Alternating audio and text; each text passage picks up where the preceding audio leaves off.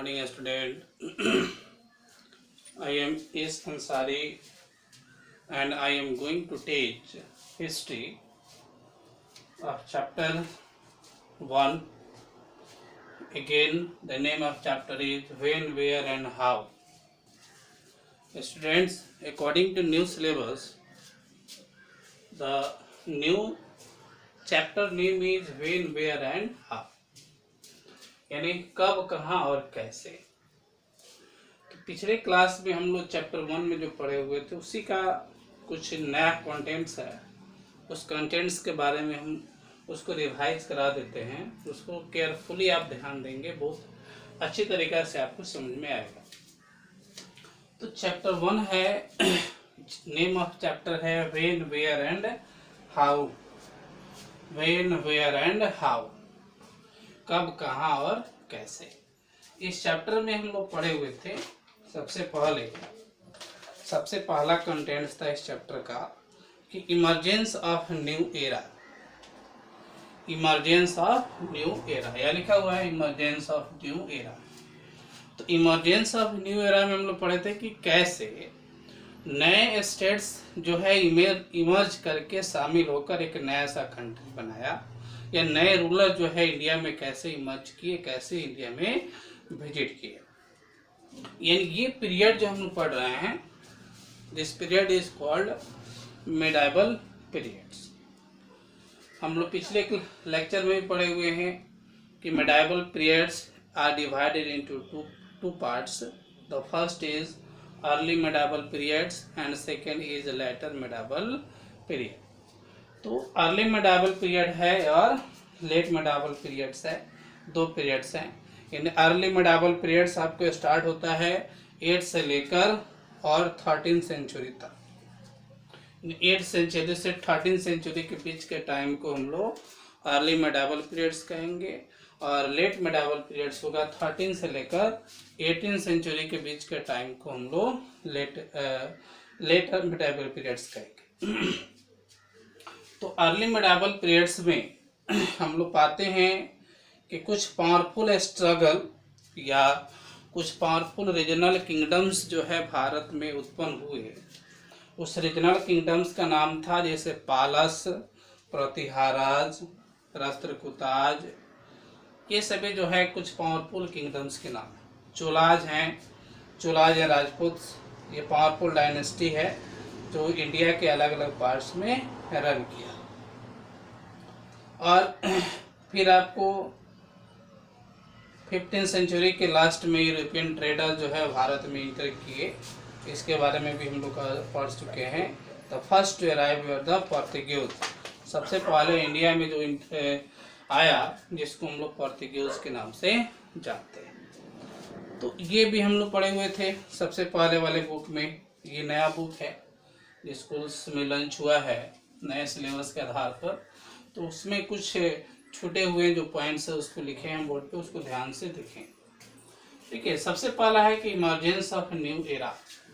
Emergence of new era, तो new era के emergence में है कि जब भारत में मुगल और तुर्क जो है आपको आए, लिखा हुआ विद द कमिंग ऑफ तुर्क and Mughals, with the coming of Turk and Mughals, the new costumes like churidar, kurta pyjama, sherwani, ये सभी जो है आपको इमर्ज हुआ।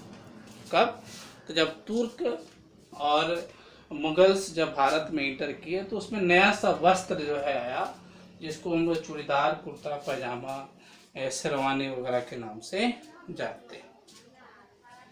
भाई उसी समय अब इसके बाद हम लोग पढ़े थे कि impact of geography on Indian history, यानी भारतीय इतिहास पे क्या प्रभाव पड़ा है, जिसको हम लोग कहेंगे उसके ज्योग्राफी का क्या प्रभाव पड़ा है उसके बारे में। तो उसमें कह रहा है कि उस पीरियड्स में बहुत सारे पोर्ट्स जैसे सूरत, मछलीपट्टनम, कॉम्बे, कोचीन एक मेजर सेंटर कहा जाता था, यानी इंटीग्रल फॉरेन रूल्स के हिसाब से। ये जो है एक पोर्ट सिटी के नाम से जाने जाते थे, जो हम लोग टाइप ऑफ सिटी अगले चैप्टर में हम लोग पढ़ेंगे। अब इसमें ऐसे मान लिए कि यहाँ दे रहा है कि बाबर नामा, ये लिखे हमने बोर्ड पर, in Baburnama the Mughal emperor Babur used the term Hindustan to describe the geography, fauna and culture. नहीं, यानी बाबर नामा जो ऑटोबायोग्राफी है, ऑटोबायोग्राफी इसलिए कहेंगे क्योंकि ये बाबर के द्वारा लिखा हुआ है, सेल्फ बाबर ने अपने बारे में लिखा है, जिसको हम लोग बाबर नामा कहेंगे। तो बाबर नामा में सबसे पहले बार मुगल एम्पेरर बाबर ने ये डिस्क्राइब किया कि हिंदुस्तान टर्म के बारे में, और वह हिंदुस्तान टर्म क्या डिस्क्राइब करता है, तो जियोग्राफी, फौना एंड कल्चर के बारे में। नहीं, यानी Babur, first of all Babur describe Hindustan term, this Hindustan term describe the geography, fauna and culture. ठीक है। उसके बाद अल-बिरूनी, ये सभी जो है फॉरेन ट्रेवलर्स हैं, बहुत सारे फॉरेन ट्रेवलर्स के बारे में हम लोग पढ़े हुए हैं।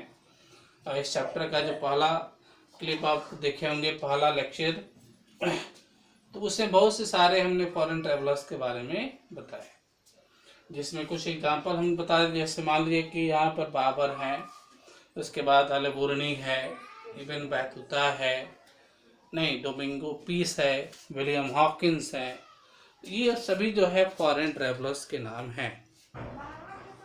तो स्टूडेंट्स टेक केयरफुली, लिखा है कि Al-Biruni came to India with Mohammad of Ghazni. नहीं, अल-बिरूनी जो है भारत में किसके साथ आए थे, तो महमूद ऑफ गजनी के रीजन में, महमूद ऑफ गजनी के रीजन में जो है अल-बिरूनी भारत आए, और उन्होंने एक बुक लिखी, जिस बुक को कहा जाता है तहकीक हिंद। उस बुक को कहा जाता है Tahqiq Hind. This book was written by Al-Biruni. कौन थे, तो Al-Biruni was the foreign traveller who come to India by the rulers, with the rulers of Mahmud of Ghazni. Mahmud of Ghazni के साथ उन्होंने भारत में इंटर किया। अब और बहुत सारे फॉरेन ट्रेवलर्स, जैसे Ibn Battuta visited India during the region of Muhammad bin Tughlaq. Ibn Battuta जो है भारत में विजिट किए, वह रीजन था जिसको महमूद बिन तुगलक का रीजन कहा है। और सॉरी, तो मोहम्मद बिन तुगलक का ये रीजन कहेंगे। अल-बिरूनी जो है मोहम्मद बिन गजनी के रीजन में आए, जिन्होंने तहकीक हिंद लिखी। इब्न बैतूता, अब है कि हम लोग उसमें आर्कियोलॉजिकल सोर्सेज, लिटरेरी सोर्सेज वगैरह के बारे में भी पढ़े हुए हैं, उसमें कोई नया चीज़ नहीं है। अब है कि इसमें कुछ इम्पोर्टेंट टर्म है, जैसे मैन्युस्क्रिप्ट। मैन्युस्क्रिप्ट का मतलब होता है the handwritten documents. Manuscript कहते हैं कि जो डॉक्यूमेंट्स हम अपने हाथ से लिखते हैं, पेन या पेंसिल से लिखते हैं, वो आपको मैन्युस्क्रिप्ट कहलाता है। जैसे बहुत सारे बुक्स हो गए, नहीं मैगजीन्स हो गया, न्यूज़पेपर हो गया, ये सभी जो है मैन्युस्क्रिप्ट कहे जाते हैं। क्रोनिकल्स है, क्रोनिकल्स, तो क्रोनिकल्स कहता है कि the series of events, chronicles is called the series of events, यानी इवेंट्स के सीरीज को हम लोग का क्रोनिकल्स के नाम से जानेंगे। और जो क्या करता है कि वह सीरीज ऑफ इवेंट्स को डिस्क्राइब करता है। Chronicles are the series of events which are described this type of events। Series of events को कहेंगे जो उस इवेंट्स के टाइप्स को जो है डिस्क्राइब करता है, वह आपको क्रोनिकल्स कहलाता है। तो ये क्रोनिकल्स हो गया। अब इसमें आता है numismatics. Numismatics, NUMISMATICS, numismatics. Numismatics में है कि द पर्सन, न्यूमिस्मेटिक्स तो कहेंगे जो पर्सन क्वाइन के बारे में स्टडी करता है, the studying of coins is called numismatics. Numismatics कहेंगे द स्टडी ऑफ क्वाइंस को, और एपिग्राफी कहेंगे the study of inscription, the study of inscription is called epigraphy. ठीक है, तो ये भी एक नया टर्म आया एपिग्राफी, यानी the study of inscription is called epigraphy. उसके बाद मेडाइवल पीरियड्स, यानी the periods Spence from 700 to 750 AD। Medieval period होता है जो 700 AD से लेकर 1750 AD तक जो चलता है वो आपको मेडाइवल पीरियड्स का जाता है। तहकीक हिंद, अभी हमने बताया, तहकीक हिंद एक बुक है जो अलबुर्नी के द्वारा लिखा गया है, और उस समय लिखा गया जब मोहम्मद बुर्ज गजनी के साथ अलबुर्नी भारत में इंटर किए। तो भारत को विजिट करने के बाद उन्होंने एक अकाउंट्स लिखी, जिस अकाउंट्स को हम लोग कहेंगे क्या, तहकीक हिंद। तो स्टूडेंट्स, इस चैप्टर्स में मेन इतना ही है, इसमें बहुत सारा कॉम्प्लिकेटेबल नहीं है, क्योंकि हम लोग फर्स्ट जो लेक्चर्स हैं पिछले लेक्चर्स में हम लोग पढ़े हुए हैं, और उसी का थोड़ा सा जो है रिवीजन हमने करा दिया, क्योंकि नया बुक है और नए बुक में नए कंटेंट्स दिए हुए हैं, तो उस कंटेंट्स के आधार पर हमने इसको रिवीजन कराया। ठीक है, आज के लिए इतना ही, इस लेक्चर्स में इतना ही। हम लोग फिर lecture second according to new syllabus lecture second पढ़ेंगे thoroughly chapter 2, chapter second. The name of chapter is the regional kingdom. उस चैप्टर का नाम होगा रीजनल किंगडम। आज के लिए इतना ही। That's all. Have a nice day.